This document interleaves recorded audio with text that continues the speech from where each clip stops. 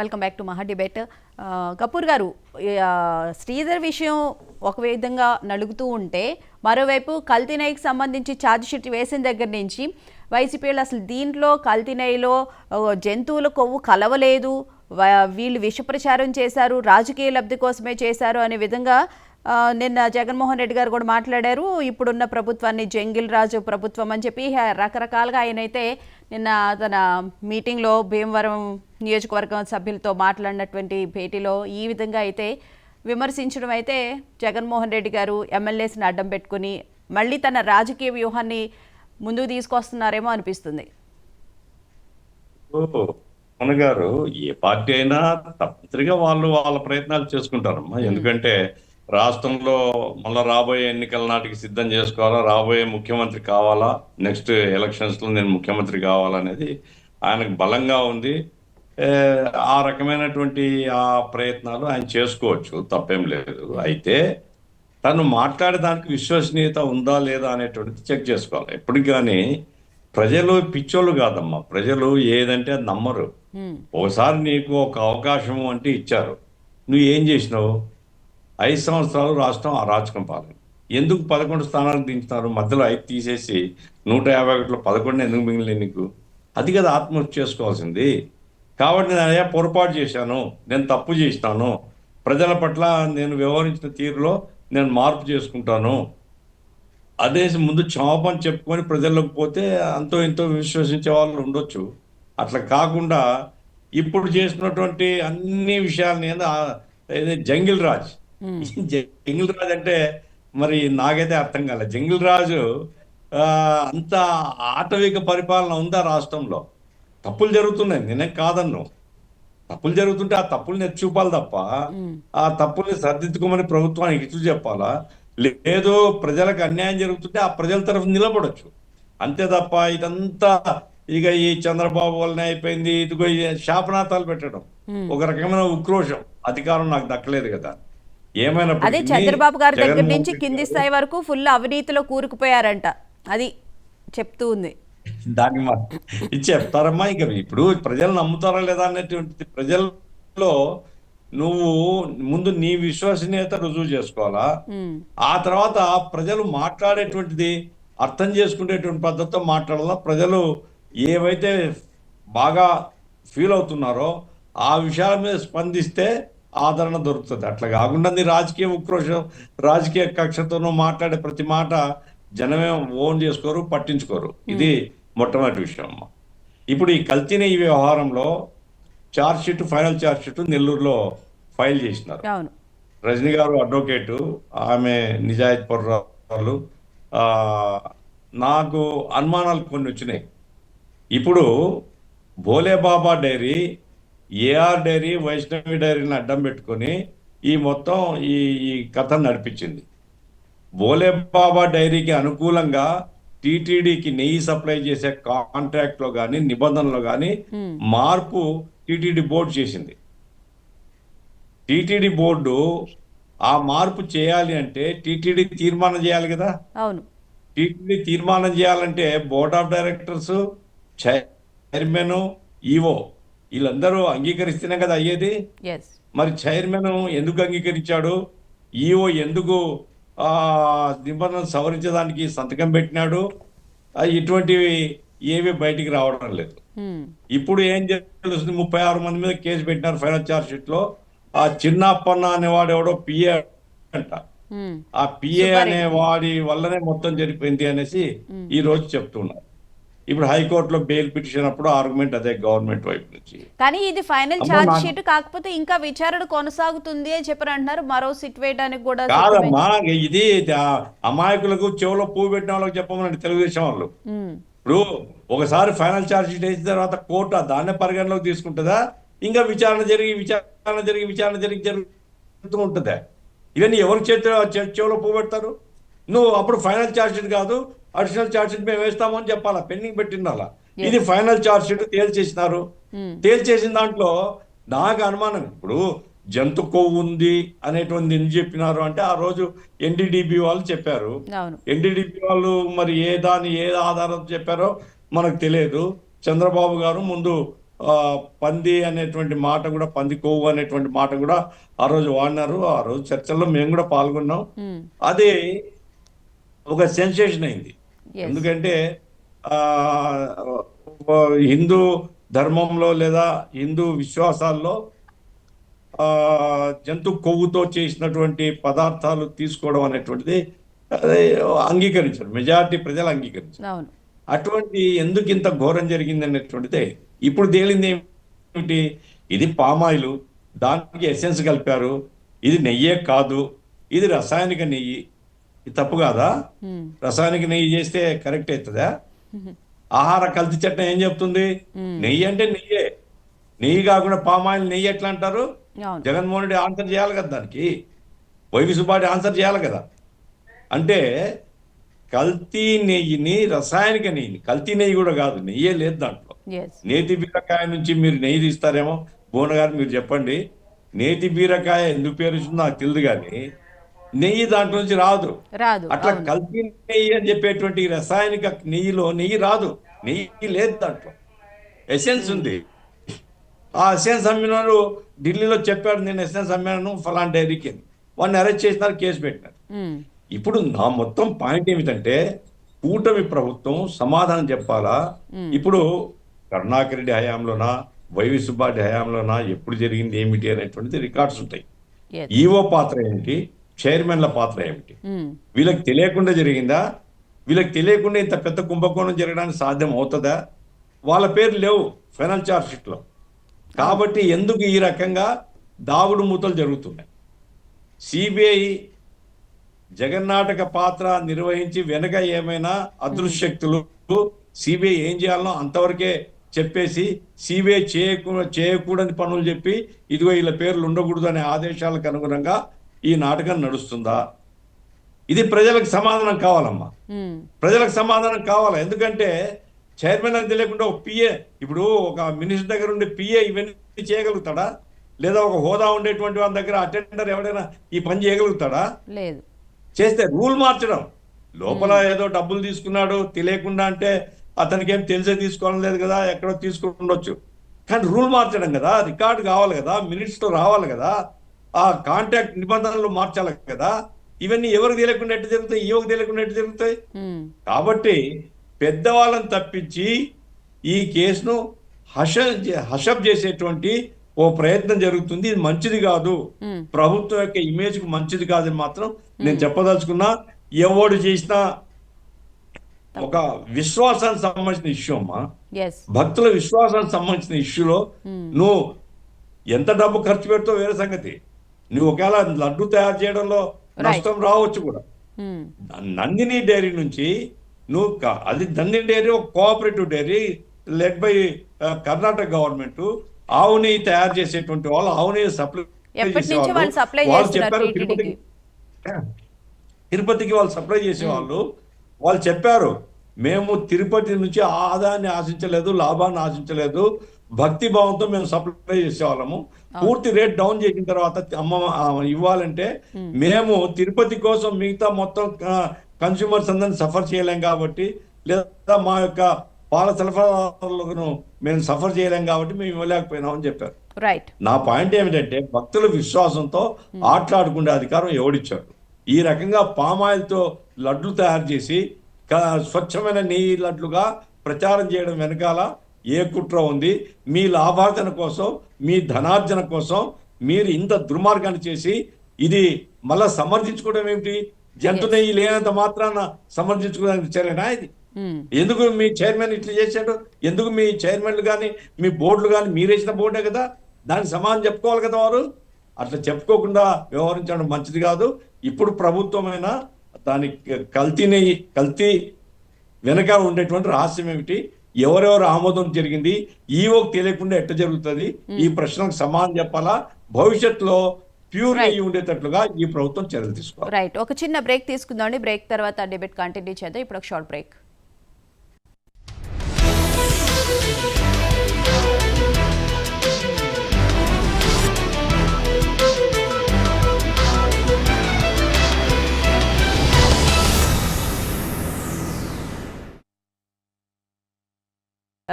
లడ్డు ప్రసాదానికి సంబంధించి YCP sit చెప్పిన దాన్ని బట్టి ఎలాంటి కల్తీ జరగలేదు అని చెప్పి విపరీతంగా ట్రోల్స్ అండ్ సోషల్ మీడియాలో పబ్లిసిటీ అయితే ఇచ్చుకుంటుంది. అయితే నిన్న కేబినెట్ భేటీలో కూడా స్వయంగా ముఖ్యమంత్రి గారు దీనికి సంబంధించి విషయ పరిజ్ఞానంతో రిపోర్ట్స్ వచ్చిన తర్వాత మాట్లాడాలి అని చెప్పి మంత్రులకు కూడా సూచించడం జరిగింది. భువన్ గారు, ఇప్పుడు జగన్మోహన్ రెడ్డి గారు ఇది జంగిల్ రాజ్యం అని మాట్లాడుతున్నారు. అవును. ఇప్పుడు హూ కిల్డ్ బాబాయ్ అన్నట్టుగానే who is the jungle Raj, he is the jungle Raj. ఇంకో చూడండి, తర్వాత కాలి భూమి మీద అందచందాలతో అలా ముద్రించుకుంటున్నారు జంగిల్ రాజు. ఎంత దారుణం అంటే ఇదిగో చూడండి, అక్కడేం ప్రభుత్వ లోగో కిందండి, ఇక్కడ నవరత్నాల లోగో అంటే ఏంటి మేడం? నవరత్నాల లోగో అంటే వాళ్ళ పార్టీ విధానం. పట్టదారు పాస్ పుస్తకాల మీద నవరత్నాల లోగో వేసుకుంటారండి. ఇది జంగిల్ విధానం కాదా? జగన్మోహన్ రెడ్డి గారు 5 ఏళ్ల పరిపాలన జంగిల్ రాజే. ఇప్పుడు మనం మాట్లాడుతున్న ఈ కల్తీ అంశం ఏంటి మేడం? మీకు మాట చెప్తాను. ఇప్పుడు రామునితో పెవరుండిట్లనియే అని అంటారు. రామునితో పెవరుండిట్లనియే, వీళ్ళు ఏమంటారంటే రామునితోక పెవరుండిట్లనియే అని అంటారు. మనం ఏమంటామంటే ఈడీ కేసులు, సిబిఐ కేసులో, అక్రమాస్తుల కేసులో జగన్మోహన్ రెడ్డి గారు కోర్టుకు హాజరు అని మనం అంటాం. వాళ్ళు ఏమంటారంటే అక్రమాస్తుల కేసు అనరు, ఆస్తుల కేసులో జగన్మోహన్ రెడ్డి గారు కోర్టుకు హాజరు అంటారు. ఆస్తులకు కేసే ఉంటుంది, ఆస్తులు దాచిపెట్టుకోమని రాజ్యాంగమే చెబుతుంది. ఆస్తికి రక్షణ ఉంది రాజ్యాంగంలో. అక్రమాస్తిని కాస్త ఆస్తి అని అంటారు. ఇప్పుడు కల్తీనే జరిగింది, అసలు నెయ్యే లేదు. వాళ్ళు ఏమంటారంటే అసలు నెయ్యే లేదు, మీరు ఆ జంతువు నెయ్యి ఈ జంతువు నెయ్యి అని మాట్లాడారు, నెయ్యే లేదు కదా అంటారు. ఇప్పుడు నెయ్యి లేకపోవడం కూడా నేరమే కదా. మరి కల్తీతోనే చేశారు కదా. ఒక పక్కన దేవదేవుని అవమానించారు, కోట్ల మంది భక్తులను అవమానించారు, 225 కోట్ల రూపాయలు దోపిడీ చేశారు. ఇప్పుడు పైపొచ్చిందంటే ఇది సిట్టి విచారణ. ఇది ముఖ్యమంత్రి గారో లేదంటే లోకేష్ గారో లేదంటే పవన్ కళ్యాణ్ గారు చేస్తున్న విచారణ కాదు, ఒక సుప్రీంకోర్టు ఆదేశాలతో జరుగుతున్న విచారణ. దీని మీద మాట్లాడే పరిస్థితి కూడా ఏం లేదు. మొన్న పరకమ్మనప్పుడు కూడా చూసాం, ఏదో ఒక 70 రూపాయలు 100 రూపాయలు $9 తీసుకుంటే నేరమా చిన్నది? ఇదంతా కూడా అంటే సెటిల్మెంట్లు చేశారు, దోపిడీ చేశారు, సెటిల్మెంట్ చేశారు. ఇప్పుడు ఇందాక మీరు మాట్లాడుకున్న అంశంలో కూడా ఇప్పుడు మీరు అనైతిక విషయమే కాదు, డ్రైవర్ సుబ్రహ్మణ్యాన్ని సాక్షాత్తు ఒక ఎమ్మెల్సీ చంపి డోర్ డెలివరీ చేస్తే నేను సస్పెండ్ చేయలేదు, కనీసం పక్కన పెట్టలేదు. హత్య అది, అనైతికత కూడా కాదు, హత్య. నిలువున చంపేస్తారు దళితుడిని, దానికి ఆయన స్పందించలా. ఇప్పుడు ఆయన కూని రాగాలు, గూని రాగాలు, వేమన శతకాలు, సుమతి శతకాలు చెప్తున్నాడు ఆయన. ఇదేంటి రాజ్యం ఎలా ఉంది అని చెప్పేసానని. రెండో మాట ఏంటంటే సాధారణంగా ఈ కేసుల్లో పాత్రదారులే దొరుకుతారు మేడం, సూత్రధారులు దొరకరు. ఈ ఒక్క కేసునే కదా, ఏ కేసులో అయినా సూత్రధారులు దొరకట్లేదు. ఇప్పుడు మద్యం కేసు ఉంది, ఎవరు ఈ కసిరెడ్డి దానికి ఎంతమంది ఉన్నారు? ధనుంజయ రెడ్డి గారు జగన్మోహన్ రెడ్డి గారి ఆదేశాలు లేకుండా తప్పు చేశాడా? కృష్ణమోహన్ రెడ్డి గారు జగన్మోహన్ రెడ్డి గారు కనుసన్నలు లేకుండానే తప్పు చేశాడా? ఎంపీ అవినాష్ రెడ్డి గారు జగన్మోహన్ రెడ్డి గారికి తెలియకుండా వివేకానంద రెడ్డి హత్య కేసుకు సంబంధించిన అంశం దొరికిందా? ఆయన పత్రికలో ఆత్మహత్యను ఎందుకు కథనాలు వచ్చినాయి? లేదా చంద్రబాబు నాయుడు గారి చేతికి కత్తిచ్చి ఎందుకు ఫోటో చేశారు? ఇవన్నీ జగన్మోహన్ రెడ్డి గారికి తెలియదా? అసలు వివేకానంద రెడ్డి హత్య గురించి ఇసుమంతా కూడా తెలియదా? మరి ఇప్పటి వరకు తాడేపల్లి ఇంటి వరకు వెళ్ళిన సిట్టు లోపలికైతే వెళ్ళలేదు కదా, మనం మాట్లాడుతున్నాం కదా. అవును, అంటే కొంత వాళ్ళకి వెసులుబాటు ఉంది. కాబట్టి ఏంటంటే పాత్రదారులే కాదు సూత్రధారులు కూడా దొరకగలగాలి. ఇప్పుడు ఈ కల్తీ నెయ్యి విషయంలో సాక్షాత్తు సుబ్బారెడ్డి గారి పాత్ర, ఆయన పిఏ ఆ చిన్నప్పరెడ్డి ఆయన చేసిన పాత్ర, అప్పన్న పాత్ర, నిబంధనలు సడలించారు. టీటీడీ కూడా ఇందులో బాధ్యత పడింది. అందుకని తప్పు అయితే జరిగింది. మరి తప్పుని ప్రక్షాళన కూడా చెయ్యాలి. నేరగాళ్ళని ఏదో అరెస్ట్ చేస్తారు, కోర్టు పంపిస్తారు, మళ్ళీ వాళ్ళు బెయిల్ మీద వస్తారు. ఇలా సాధారణ ఖైదీలుగా కాదుగా మేడం. సాధారణ ఖైదీ అయితే అమ్మాంబాపత వాళ్ళు విడిపించే వాళ్ళు ఉండరు, బెయిల్ వేసే వాళ్ళు ఉండరు. వీళ్ళంతా కూడా ధనుంజయ రెడ్డిలు కదా, డబ్బున్నోళ్ళు కదా. జగన్మోహన్ రెడ్డి గారు కోర్టుకు వెళ్ళకపోవటానికి కారణం ఏంటి చెప్పండి మేడం? జగన్మోహన్ రెడ్డి గారు ఇన్ని 12 సంవత్సరాలు అయినా కూడా కోర్టుకి హాజరు కాకపోవటానికి కారణం ఏమిటి? లేదా న్యాయస్థానాలు ముక్కుబిండి చెవులు పట్టుకొని కోర్టుకి ఎందుకు విడిచలేకపోతున్నాయి? లేదా విచారణ సంస్థలు ఎందుకు తీసుకురాలేకపోతున్నాయి? ఇది ప్రభుత్వానికి సంబంధించిన అంశం కాదు, విచారణ సంస్థలే. సిబిఐ సంబంధించిన అంశం, కోర్టుకు సంబంధించిన అంశం. ఎందుకు తీసుకురాలేకపోతున్నాయి అంటే ధనవంతుడు, బలవంతుడు, ఆర్థిక హంగులు ఉన్నాయి. దేశ విదేశాల్లో ఉన్న న్యాయవాదుల్ని, న్యాయమూర్తులు కూడా మీరు మాట్లాడగలుగుతారు. రైట్. ఇంత తప్ప ఏముంటుంది చెప్పండి? ఒక రాగి బిందో ఎత్తడి బిందో దొంగిలిస్తే నేరగాల పట్ల చట్టం ఎలా ప్రవర్తిస్తుంది, పోలీసులు ఎలా ప్రవర్తిస్తున్నారు? కాబట్టి ఈ కల్తీ నెయ్యి అంశం వైసీపీ పార్టీకి అంటే దాని నుంచి బయటపడే ప్రయత్నం చేస్తుంది. మేమేం తప్పు చేయలేదని జగన్మోహన్ రెడ్డి గారు చాలా తెలివిగా మాట్లాడుతున్నారు. మీరు అడిగిన మాట ఏంటంటే, ఈ వైసీపీ పార్టీ కల్తీ లడ్డూ విషయం మీద చేస్తున్న ఈ తప్పుడు ప్రచారం అంటే మాకు సంబంధం లేదు, మేము నేరం చేయలేదు, మేము తప్పు చేయలేదు, ఇదంతా చంద్రబాబు నాయుడు గారు కావాలని ప్రచారం చేస్తున్నారు. ఈ ప్రచారాన్ని తిప్పికొట్టాల్సిన బాధ్యత ప్రభుత్వం మీద ఉంది, ప్రభుత్వంలో బాధ్యత పడుతున్న నాలాంటి వాళ్ళ మీద ఉంది తప్పనిసరిగా. ఎందుకంటే ఇది రాజకీయాలు, ఆ పోరాటం తప్పదు. తప్పు చేసిన రాజకీయ పార్టీ చేతులు కట్టుకొని మేము తప్పు చేశాం అని చెప్పేసి అనేది అంగీకరించే పరిస్థితి ఉండదు. తప్పనిసరిగా నిజాలు ప్రజలకు అంత నిజాయితీ ఉంటే ఈ సమస్యలన్నీ ఎందుకు వస్తాయి? రైట్. చివరిగా రజనీ గారు మీరేమంటారు? ఒకటండి, భజనలు చేయడం మనం పూర్తిగా ఆపేయాలి. తప్పు ఎవరిదైనా నిక్కచ్చిగా మాట్లాడగలగాలండి. ఏదైతే ఐపీసీ సెక్షన్ 409 అని ఉంటుందండి, క్రిమినల్ బ్రీచ్ ఆఫ్ ట్రస్ట్ పైన పబ్లిక్ సర్వెంట్ అనే ఏజెంట్ అనే బ్యాంకర్ అని ఉంటుందండి. ఆ సెక్షన్ ని ఈ ఫైనల్ చార్జ్ షీట్ లో ఎవరి మీద పెట్టారు? ఈవో ధర్మారెడ్డిని ఇన్వాల్వ్ చేయకుండా, ఆయన్ని అరెస్ట్ చేయకుండా, ఆయన్ని కస్టడీలోకి తీసుకోకుండా కేసు ఎట్లా క్లోజ్ అవుతుంది? ఆ లిక్కర్ కేసులో వాసుదేవరెడ్డి ఒక గవర్నమెంట్ ఎంప్లాయ్, ఆ ఎమ్మెల్యే చెప్పాడు, ఈ రాజకీయ నాయకుడు చెప్పాడు, ఈ చైర్మన్ చెప్పాడంటే కూడా తప్పు చేయకూడదు. ఆయన మీద పెట్టాల్సిన సెక్షన్ ని ఈ రోజు కూడా అసలు ఎవరు రాజకేశ్ రెడ్డి మాకేం తెలుసండి? గత గవర్నమెంట్ లో మేము పోరాటం చేసినప్పుడు ఆయన పేరు కూడా వినలేదండి. ఏ చెవిరెడ్డో లేకపోతే కృష్ణమోహన్ రెడ్డో ధనుంజయ రెడ్డి అంటే మాకు తెలుసు. వీళ్ళందరూ ఎవరు ఉప్మాలో కరేపాకుల్లాగా ఇప్పుడు వీళ్ళందరూ వచ్చేస్తే నాకు తెలియటల్లా. అసలు దీనికి పాత్ర అయినటువంటి వాసుదేవరెడ్డి గారు, లేకపోతే ఆయన ఇంట్లో పబ్లిక్ పాలసీ పెట్టినటువంటి విజయసాయి రెడ్డి గారిని ఇంతవరకు మీరు అరెస్ట్ చేయకుండా ప్రభుత్వం బాగా పనిచేస్తుందంటే నమ్మడానికి ప్రజలు చెవులో ఏమి క్యాలిఫ్లవర్ పెట్టుకోలేదండి. కానీ ఈ రోజు అర్థం కాలేదు ఏంటంటే, ఈవో ధర్మారెడ్డి లాగలేదు. ఈవో ధర్మారెడ్డి పాత్ర ఎంతుందో తెలుసా అండి? ఇందాక గఫూర్ గారు ఆయన న్యాయవాదిగా అవునో కాదో తెలియదు, కానీ ఆయన నాలెడ్జ్ కి ఆయన చెప్పిన మాట ఏంటంటే, వీళ్ళందరూ ఈవో దగ్గరికి వెళ్ళకుండా, ఈవో సంతకం లేకుండా, బోర్డు నెంబర్స్ అందరు సంతకం లేకుండా ఆ డోలే బాబాకో ఏఆర్కో వీటన్నిటికి ఇవ్వరు కదా. మరి వీళ్ళందరినీ ఎందుకు పాత్రధారణ చేయలేదు? ఎందుకు అప్పుడే క్లోజ్ చేశారు? పోనీ ఇంకా ఉందంటే రేపు తెస్తారేమో, అప్పుడే అయిపోలేదు కదా అని అనుకోవచ్చు. ఇంతవరకు ఎందుకు దాలా అంటే గవర్నమెంట్ ఎంప్లాయీలు ఎందుకు తప్పిస్తున్నారు? పెద్ద వాళ్ళు ఇప్పుడు మిథున్ రెడ్డి అరెస్ట్ అయినప్పుడు విజయసాయి రెడ్డి ఇమీడియట్ గా అరెస్ట్ అయిపోవాలా? నేను వ్యవసాయం చేసుకుంటానని ఒక ట్రిప్పు, రాజకీయంలో వెళ్తాను ఇంకో ట్రిప్పు. ఏంటి అసలు వాళ్ళ ఇంట్లో పాలసీ పెట్టడం ఏంటి? ఇదేమన్నా కిట్టి పార్టీనా వాళ్ళ ఇంట్లో పెట్టుకొని మాట్లాడుకోవడానికి? అసలు ఒక లిక్కర్ పాలసీ ఇది కల్తీ నెయ్యి అని ఒక ధర్మానికి సంబంధించినటువంటి మనం ఒక పదజాలం వాడినప్పుడు దాన్ని ఇమీడియట్ గా మనం కాపాడుకోవాలా. అక్కడ కొవ్వు కలవలేదు, పామాయిలే కలిసింది, రసాయనికం ఏం కలిసిందంటే మనం కూడా పామాయిలనే వాడాలి. రైట్ మేడం, మనకి టైం అయితే చాలా తక్కువ ఉంది. రైట్, చివరిగా గపూర్ గారు ఏదో చెప్పబోతున్నారు.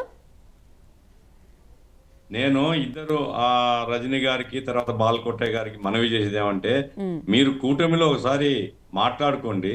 మీరు బీజేపీ యొక్క ఎత్తులు, బీజేపీ వెనుక చేస్తున్నటువంటిది, ఢిల్లీ నుంచి వస్తున్న ఆదేశాలు, దీని వల్లనే అసలు నేరస్తులు మీకు దొరకడం లేదు. మీరంతా చిన్న వాళ్ళతో తృప్తి పడాల్సి వస్తుంది. బీజేపీ పాత్ర పంజరంలో చిలక అన్నారు కదా, ఆ చిలకను మేనేజ్ చేసేటువంటి వాళ్ళ గురించి దయచేసి సమీక్షించుకుంటే మంచిది. Right right thank you so much అండి గపూర్ గారు, thank you so much Balakoti గారు, thank you so much Rajani గారు డిబేట్లో పాల్గొన్నందుకు. సో ఇది ఇవాళ మహా డిబేట్. చూస్తూనే ఉండండి మహా న్యూస్.